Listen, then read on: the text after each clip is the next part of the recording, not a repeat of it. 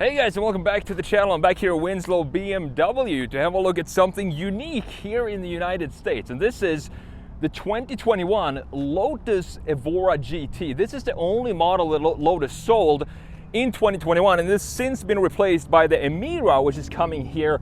I think it's a little bit delayed, but it's coming here pretty soon. So of course, we need to talk about this car because it's a very interesting car. It has a lot of weird features to it, both in the design and the interior as well. So we're gonna have a look at the front end, the side, the rear, which I love on this car, the interior, very special interior, and then we're gonna take this for a drive.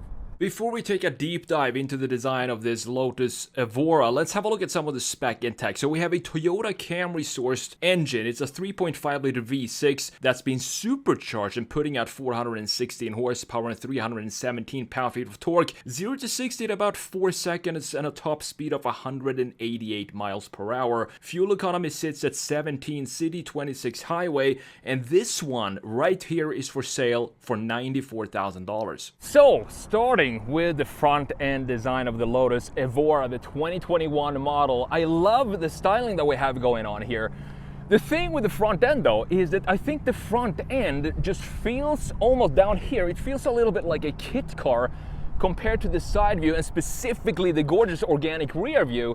It does have some of the Italian exotic styling to it with the headlights inside of the fender.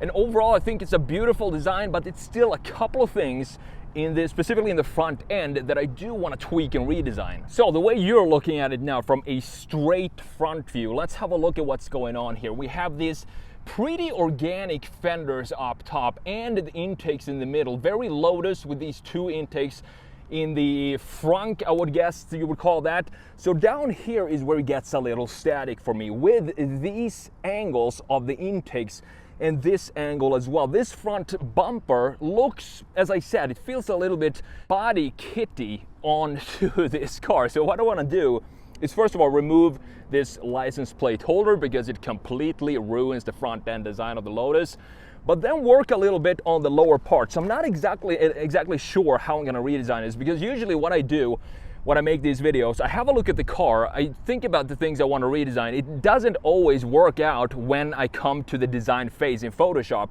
So I'm going to play around a little bit with the lower part of this front end and see what we come up with, because I want to have a clearer connection in the front end to what's going on in the side and in the rear. So doing the redesigns here in the front end bumper, that doesn't mean that I think this is an ugly front end. I think this styling is typical Lotus. It feels like the Elise in a much more sharper and grown-up way. And here you can see these big intakes, or outlets in this case, coming in, air coming in from the down low, shooting through these big vents. You also have functional vents on top of the fenders as well to remove some of that air turbulence that you get inside of the wheel wells. Looking pretty well integrated up top. So coming around to the side view of the 2021 Lotus Evora GT, and this is what I'm talking about. Compare the front end with the static intake in the lower part to the lines that goes on right here. Very Italian style, for example, on this intake. Lower part, you can see how deep this thing carves into the body panel. And this is the detail that I want to change on this car as well. I want to have a little bit more of a solid side skirt. It kind of hugs the ground. Here, this carves out in a way that I haven't seen on any other car before. Talking about the wheels here, you have 20 inches in the front, in the rear, and then you have 19 inches in the front. Another gorgeous line on the Evora is this line right here, a sharp line that creates a nice muscle over the rear fenders, and it's pretty sharp. It doesn't have the smoothness to it.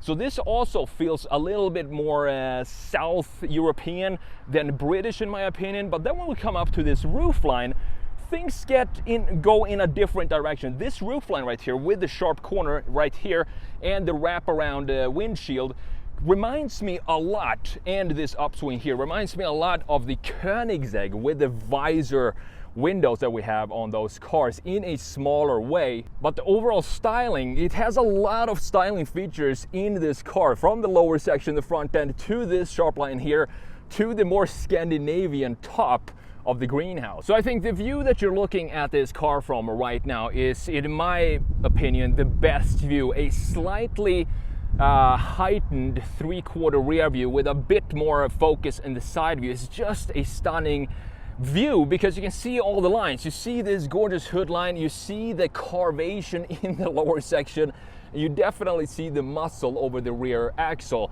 So talking a little bit more about these wheels, I do like the design of these wheels. I think they look great.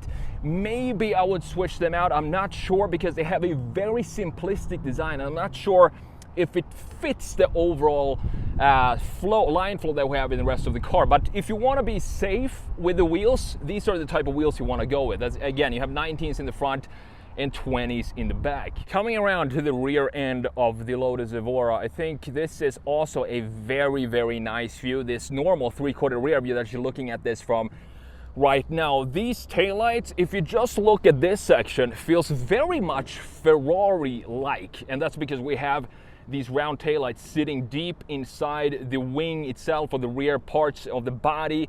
Feels a little bit 488 to me, which is not a bad thing at all. It looks fantastic. Then you have this wing also going integrated in this line, coming up from the muscle in the rear, connecting to the wing, and then creates a separation here for the brake light in the middle. One really cool detail back here. First of all, this is all carbon fiber, and it looks like the diffuser or the bumper itself sticks up very, very high, and it actually does carve out a lot of body mass here.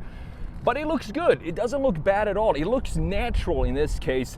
But one really cool feature back here are these holes. So these are just holes that they punched through the bodywork. You can actually see the entire width of the tire in through these holes in the rear end. You also have carbon fiber on the inside and a nice framing for these type of graphics. And these are the type of graphics. You see this chamfer going around this hole here and the organic feel of the hole itself. You can kind of see what I'm getting at when I'm talking about the front end looking static with almost rectangular feeling in the lower part. While here you have curvatures, chamfers, lines crossing into each other in a much more organic way. And I prefer this way, and that's why I wanted to have the same kind of organic feel in the front end design. I have to show you a straight rear view of the Evora as well, because I think it deserves it. It's such a gorgeous design from the back. So moving down to the lower section here, you have a proper race car looking diffuser with the parts for the diffuser itself being separated parts, and you have the big exhaust right there in the middle with the reverse lights integrated in this carbon fiber piece here. I think these bumps that you have here, these are just for the American cars. I've seen these on old BMWs and old European cars that they imported. They had to add this massive park bench bumper. At least it doesn't look that bad on the Evora, but I would like to remove these things as well on the back. But again, just look at these massive holes, and these rear tires are 295 millimeter wide. The tire itself cover up the whole view when you look at this from a straight rear view. It's a very cool detail. We cannot end the exterior part of this design without having a look at this gorgeous design that they have over the engine right here. This is a Camry V6 that they added a supercharger on. And then I love the grille pattern that we have here. You have intakes out up top as well. It looks like a race car inspired design by just looking at the functionality of everything up here. And you also have vents going out right here in this beautifully sculpted surface that is the rear end of this car. And again, looking at this surface and comparing it to what's going on in the front end, for example, the hood, same thing there. It's a lot more static in the front end than it is in the rear, which makes this design a very unique design from a styling point. Welcome to the interior of the 2021 Lotus Evora GT. And when you step in here, you can definitely tell where the money was spent in development of this car, and that is on the driving experience. In here, it looks very simplistic, and I don't mind that at all. The steering wheel is very simple. Here you have an Alpine stereo unit, which definitely looks like an aftermarket piece. Something you would buy on a used electronics market or something like that and just stuck in here. Well, this is actually what this came with from the factory itself. Up here you have all the buttons for the drive modes. You have Sport and race, and then you have a couple of other buttons for the windows, for example, and the heated seats. Looking at the gauge cluster itself, very simplistic design up here. We do have a nice little housing for the gauge clusters. The tachometer to the right and the speedometer are the two main analog gauges that you have here, sitting very tight to each other. It creates a nice framing. This wheel, the steering wheel, creates a nice framing for exactly where you're looking at, and those are the two gauges that you're going to be staring at. And then you have two small digital gauges or displays on each side of these two analog gauges in the middle. Very interesting design in this car. Looking down here, it becomes even more weird because you have these very unique knobs. For example, for the climate control and the airflow has pretty much 30 different levels to it, so you can fine tune exactly where you want the air to come out from. So you have the settings for where you want the air to come out from up top, you have the temperature for the AC, and then you have the fan speed at the bottom in this pretty unique looking center console. Then you have the manual shifter. So this is a 6-speed manual transmission, and I don't think I've ever felt a transmission that feels tighter between the shifts than this. For example, the first gear is right up here, and the third gear is a couple of millimeters or maybe 1 centimeter to the right of the first gear, and then you have the fifth gear with the same distance that we have between the first and the third gear. It's very tight and short movements between the gears, and I love that. I can't wait to get this out on the road and feel this in action. Then you have a proper manual e-brake here, looking nice. These seats, you have carbon fiber bucket seats in this Evora GT with some suede materials and red stitching and some leather as well, with the GT logo stamped in the backrest and the Lotus logo up here in the headrests. It sits very close to the ceiling here, but they do have these bubbles carved out right where your head is, so I have plenty of space in here. We do have a back seat there, but I am not even gonna try to go in, sit in the back seat. It's just not gonna happen. It's physically impossible, but it's great to have for some luggage space if you want to throw some bags back there. Looking at the air vents, super easy and functional air vents, big round air vents. We have 4 of them, the same design for the passenger and the driver's side. You also have an engine start button, and the start sequence for this car is also very unique. It's a very special car, this Lotus. I'll just leave it at that. We're gonna fire it up in just a second. I'm gonna show you the start sequence for this car. Then you have the lighting settings here to the left and the mirror adjustments as well. Looking at the doors, I love the door design in this car. It's simplistic. It has very nice high quality material with the same red stitching that we have in the seats applied onto the doors as well. Coming around to the steering wheel here, this feels like a very simplistic, very purposeful and super small steering wheel. I do like that. You do have some buttons here for the radio and the cruise control, for example, and you have a nice round centerpiece in the middle with the Lotus logo. I love the feel of this. It feels super tight and small, and again, I just can't wait to take this out for a drive in just a minute. Then we have a pretty small glove compartment here with a USB slot. So this is the USB connection that you have in the Evora. It's just a wire that pops out from inside of the glove box. Here you have hand built in England by Mr. David Hills in this case. I love this badge. Adds some sort of uniqueness to this design and makes it feel even more special. And up top, of course, there's no sunroof on this Lotus Evora. It's all about adding lightness and all about the driving experience. A sunroof doesn't really add to that. So here's how you fire up a Lotus Evora GT from 2021, and this is how it comes from the factory. So you press down the clutch, you press down the brake, you put the key in the ignition, you turn the key on, but nothing happens. You still have to press the start button to the left. And it sounds really good for a V6. So let's put it in race mode, and I'm gonna show you exactly what this sounds like.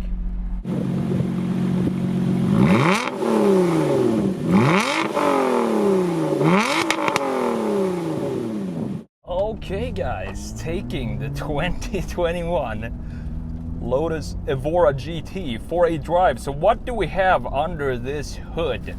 We have a supercharged 3.5 liter V6 that is taken straight from a Camry, but they added a supercharger on, giving it 416 horsepower and 317 pound-feet of torque. 0 to 60 in about 4 seconds, and it sounds so good. Oh boy. So the price for this when it was new was $120,000. The thing is, when you jump in here and look at the layout and the lack of features in here, for example, the USB thing that sticks out in the glove box, you wouldn't think that this is a $120,000 car, but when you drive it,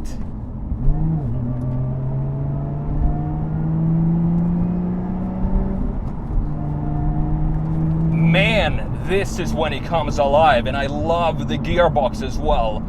Super tight and distinct shifts in this thing, and just listen to that V6.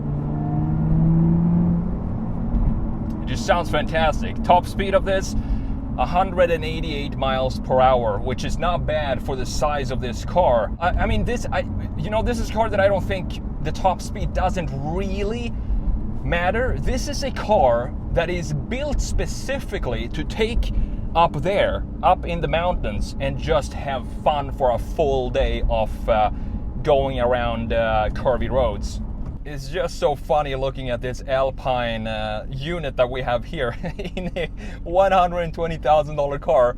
They just took one off-the-shelf Alpine unit, said that's what we're gonna go with. At least it has a decent housing for it. All right, so let's put it down to second into this traffic circle. Oh, the handling. Jeez. Wow, what a little car this is. Whew. So I totally understand why you would pay, $120,000 for this.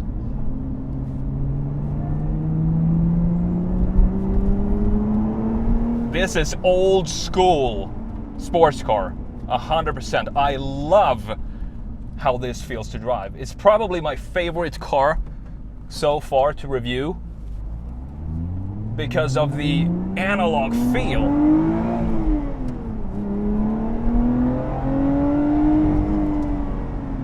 Ooh.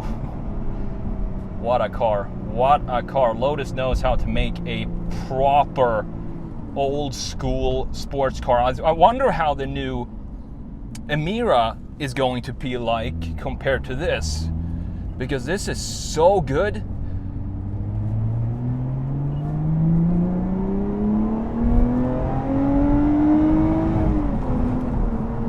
One interesting detail that you notice when you drive in this and you want to put the indicator on is that it's very far away from the steering wheel, so you kind of have to take your left hand off the steering wheel to reach the indicator. Stuff like that I love with the smaller car companies like this. It just makes the car feel special. It does have so many weird quirks to it that I don't know, it just makes it unique. I don't mind stuff like this, and that we have analog clusters and things like this. It just feels like an old school driving experience, this thing, and I absolutely love everything about it. All right, so we don't have anyone in front of us, nobody behind us. Let's just go first gear.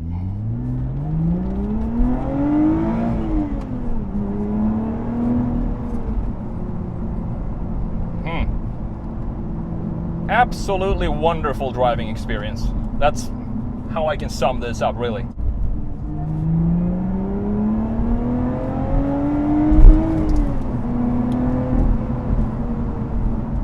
I am in love with this car. As I said, I think this is the most fun I've ever had reviewing a car so far, because of the analog feel that we have in this. And this specific one is for sale right here at Winslow BMW. So go check out this car and their full inventory at winslowbmw.com. I'm gonna link that as always down in the description. And thank you so much for watching. I appreciate you. If you enjoy this type of videos, make sure you hit the like button and subscribe to the channel. I will see you in the next video.